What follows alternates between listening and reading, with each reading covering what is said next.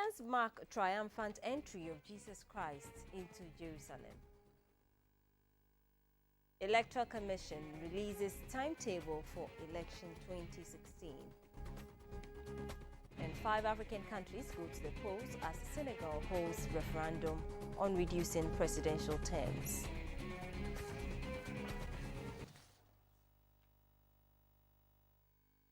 Hello again.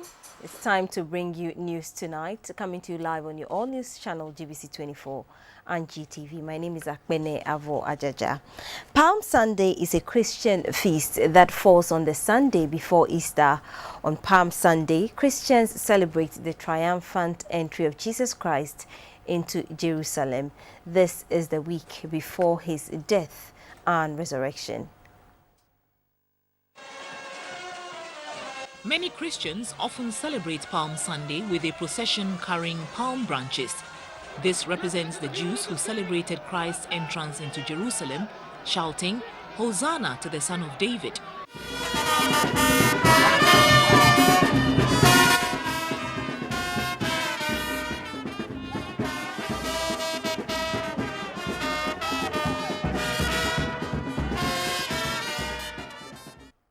And in Accra, Christians marched through some principal streets, reenacting the entry of Jesus into Jerusalem.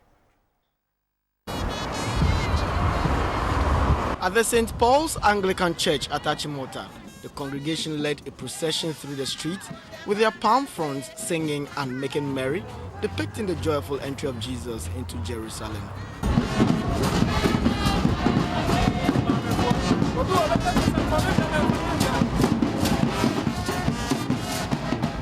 The father in charge of the church, Reverend Joseph Kojoampedu, urged Christians to rededicate their lives to Jesus Christ and live in harmony with each other. As we do this, the implication is that we want Jesus to come to dwell in our hearts and dwell in our communities and dwell in our homes.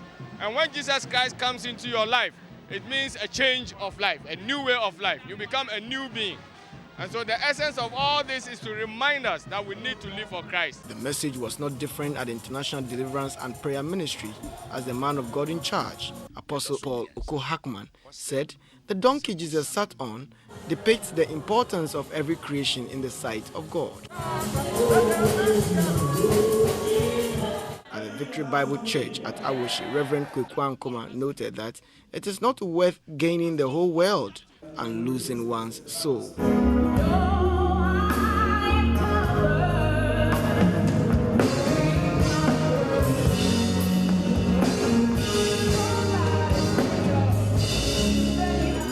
Bumped into the Calvary Presbyterian Church at Alobushi, a suburb of Achimota, also in procession on the street with joy and merry, holding their palm fronds.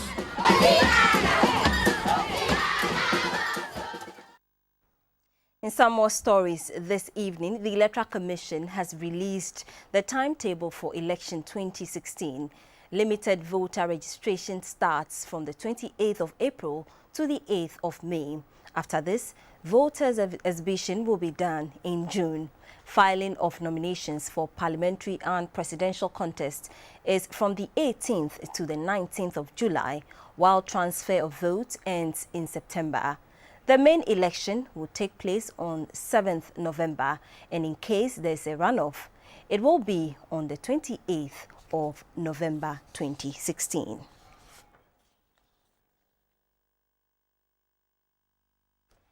The General Council of Christ's Apostolic Church International is appealing to the Electoral Commission to exhibit fairness, firmness and transparency as the country prepares for the 2016 elections. Also, the Council charged officials of the EC to maintain neutrality and independence in order to ensure a peaceful and violence-free presidential and parliamentary elections. The General Council is the highest decision-making body of the Church. It meets once in a year, and this year's meeting was on the theme, The Power of God in Nation Building. It was attended by over 500 delegates made up of reverend ministers, pastors, elders, deacons and deaconesses from Ghana, Togo and Côte d'Ivoire. A communique issued by the council called on the media to show decorum in their reportage and avoid sensationalism. Also, government should do well to provide adequate resources in a timely manner and resist the temptation of abusing its incumbency.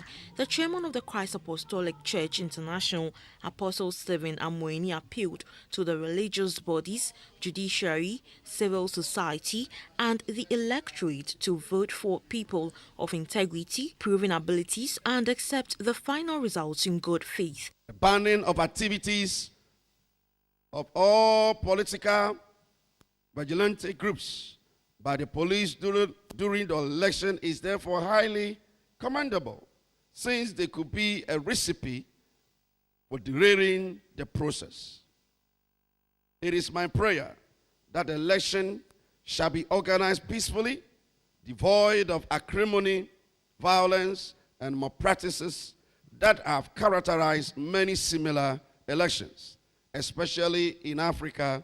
The General Council of the Christ Apostolic Church condemned in no uncertain terms the unethical and immoral behavior of the so-called prophets and men of God whose discreet interest is to amass wealth at the expense of the unsuspecting citizens of this country.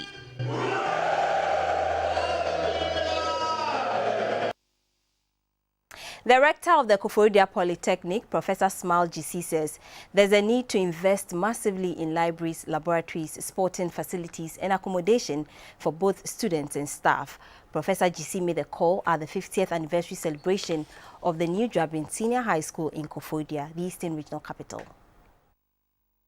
The New Drabin SHS was established in 1953 to provide commercial education to students and started with only 11 students. In 1965, the school became a government-assisted school and named New Drabin Secondary Commercial School, known in short as NRASCO, with a famed business education.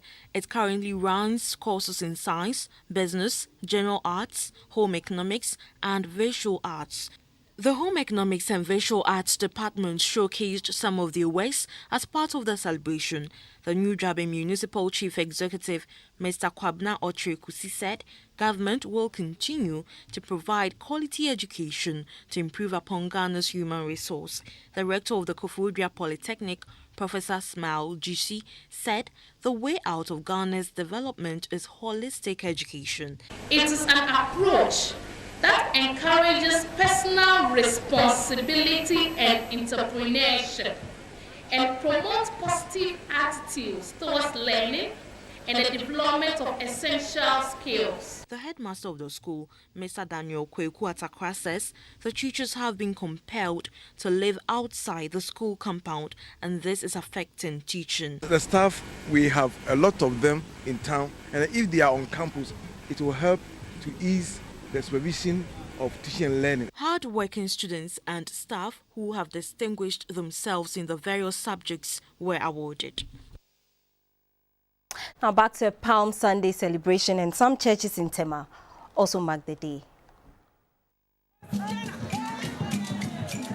Most churches in Tema celebrated the Palm Sunday by singing praises to demonstrate their excitement over the triumphant entry of Jesus Christ into Jerusalem. At the Ebenezer Parish of the Global Evangelical Church in official town at Ashaiman, the pastor and the elders of the church with palm fronds in their hands led the congregation through a procession in the streets. The parish priest, Reverend John Kosikoko, preached on the theme, Sacrifice. He said Jesus Christ sacrificed his life for the benefit of all, hence leaders must imitate Christ by working to improve the lives of their people. He spoke to GBC24. We should produce righteousness by leaving the sin, wicked attitudes, and lustful attitudes out of our lives. He advised the youth to work hard and eschew the quick money attitude. He also urged Christians to make peace with everyone and emulate Christ by living a humble life devoid of sinful lifestyle. The Deputy Volta Regional Minister, Mr. Francis Ganyaglu, has urged parents to complement the effort of government and teachers by investing more in the education of their children and monitoring their progress. The Deputy Minister gave the advice in Accra at the launch of the 50th anniversary celebration of Amfuega Senior High School. The Amfuega Senior High School in the Volta region was established in 1965 as a teacher training college, but was later converted into a secondary school in 1972. The current student population of the school is over 1,000 with a staff strength of 61. Facilities at the school are overstretched due to the increase in number of students. Government, through the GET Fund and some partners, is undertaking infrastructural expansion at the school. These include staff bungalows, dormitories, dining hall, library, and an administrative block. The North Dai District Assembly has also made plans for the construction of a CHIPS compound and a sports stadium for the school. The headmaster of the school, Mr. Richard Belenatieku, said authorities of the school have devised strategies to improve the academic standard of the school. The Deputy Volta Regional Minister, Mr. Francis Komla Ganyaglo, an old boy of the school, said the current 200 community day senior high schools being constructed and an investment to improve the study of science are part of government's commitment towards education in the country. The ultimate effect of these important interventions is to make education accessible and affordable to every Ghanaian child. The anniversary celebration is under the theme, Education, the Foundation for Tomorrow.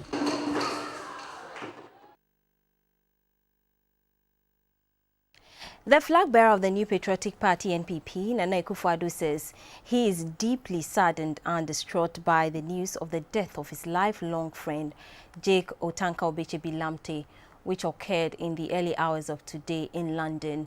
A statement signed by the NPP flag bearer said the death of Mr. Obechebi-Lamte, who also happens to be his close friend, brings deep emotions of grief, a sense of loss, and the stark reality of mortality. The statement says Mr. Obechebi-Lamte and the NPP flag bearer grew up together and forged a close friendship in their childhood, very similar to what their fathers shared, which led to the significant roles they both played in the formation of the United Gold Coast Convention, UGCC. Nana Addo said colleagues in the NPP will readily attest to the dedication and selflessness with which the former national chairman served Mother Ghana. The statement further described him as an honest, patriotic and distinguished son of Ghana who was loyal to his country as he never wavered in his adherence to the values and principles of the Dankwa Dombo Buzia tradition. It further alludes to his tolerant and responsible nature that made many friendships across the political divide.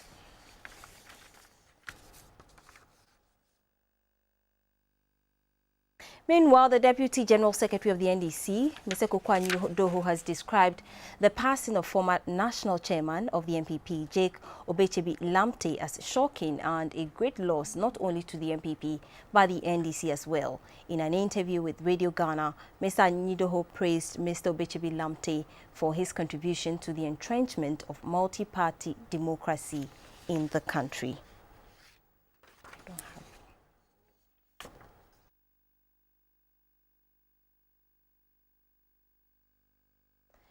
The Teacher Trainees Association has appealed to government to pay arrears of the feeding grant from 2014 till date. At a media briefing at Ho, the Volta regional president of the association said as part of reforms in the colleges of education, government took away the teacher trainee allowances, replacing it with feeding grants and a student loan scheme, but government's obligation in this regard have not been met. Formerly, teacher training colleges were using a quota system to admit applicants, and students were also giving allowances.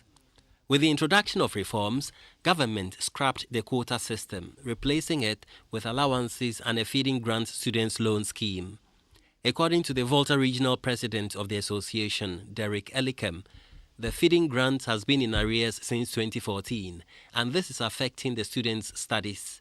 Mr. Elikem said currently the level 300 students are on teaching practice and are paying for their accommodation because government has not made any provision for them to work on campus. The Teacher Trainees Association of Ghana Volta sector wish to express her dissatisfaction about the general unfavorable conditions that teacher trainees in the Volta region and the country at large are faced with, and to also paint the true picture of how government's unfavorable policies are gradually sending us to our early graves. Let us not forget that if teacher education should collapse as a result of unfavorable government policies, posterity will unleash its wrath on us and will not forgive us. It is in this light that the leadership of TAG-VOLTA wishes to humbly bring to the attention of government and, for that matter, the managers of the Ghanaian economy. Mr. Elikem appealed to NAT, NAGRAT and the Coalition of Concerned Teachers for support to ensure that teacher trainees are treated fairly. In the past week, the rains came down and again some neighborhoods were flooded, a stark reminder of the disaster in the not-too-distant past. On the international front, President Mahama received an honorary doctorate in Aberdeen in Scotland. Time now to flip the pages for the weekend pictures.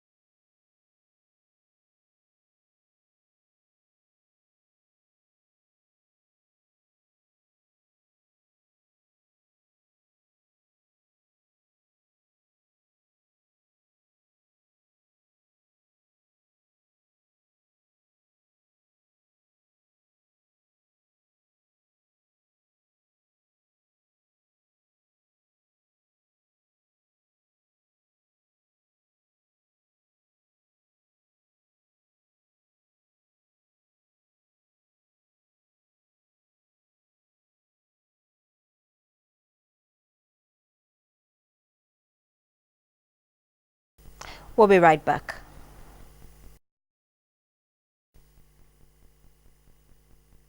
News in the international segment. Elections are being held in 5 African countries, while Senegal is holding a referendum on reducing presidential terms. A presidential runoff is going ahead in Niger, even though the opposition candidate is in a French hospital. Congo-Brazzaville has cut all telecommunications for 2 days to prevent illegal publication of results of its presidential election. Elections are also being held in Benin, Cape Verde and Zanzibar. Congolese Interior Minister Raymond Mubulu has ordered telephone operators to cut all communications, telephone, text messages and internet services. Only a few official numbers have been excluded from the ban. Paris attack suspect Salah Abdulsalam's lawyer says he plans to take legal action against a French prosecutor for breach of confidentiality. The Paris prosecutor told reporters that Abdulsalam had admitted he wanted to blow himself up during the attacks on the 13th of November, but then changed his mind. The bombings and shootings claimed by the so-called Islamic State left 130 people dead and dozens injured. Abdulsalam was arrested in Belgium last week after 4 months on the run. The Belgian authorities have charged him with terrorism offenses. He has decided to fight extradition to France, which could take up to 3 months.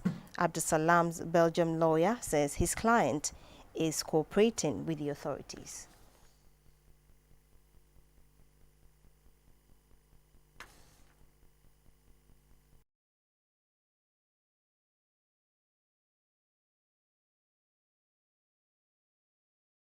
In sports, Ashanti Gold were held to a 1-1 draw game by Aduana Stars at the Linkley Sports Stadium on match day 5 of the 2016 Ghana Premier League on Saturday. The Miners, playing at home, enjoyed plenty of possession, but they failed to get behind the Doma-based club defense as they were resolute at the back. The intense pressure mounted by the defending league champions positively paid off in the 44th minute when the home side were awarded a penalty which was neatly converted by Osei Bafo.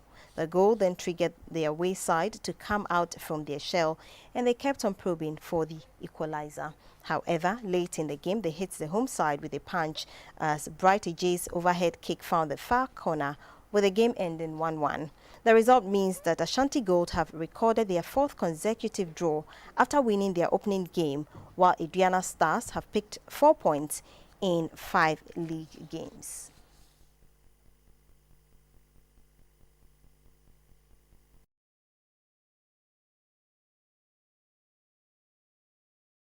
In the arts segment, it was a thrilling moment to see the men and women in police uniform in the Ashanti region displaying their dancing skills. The leader of the Apollo High Kings Band, Amachi Dede, was on hand to provide good music for the occasion. The West African Security Social Activity, popularly called WASA, is a platform curated for personnel in the security agencies to entertain themselves and relax during the year. WASA provides the opportunity for personnel to informally share ideas and experiences whilst providing an opportunity for merrymaking. Among those who joined the celebration were members of the Regional Security Council, partners and friends of the Regional Police Command. The police were entertained by Abrantier Amachi Dede, who was supported by the police band to give a rendition of some of his evergreen songs. This brought the police commander, DCOP Nathan Kofi-Boachi, and Ashanti Regional Minister, Mr. John Alexander Akun, onto the dancing floor.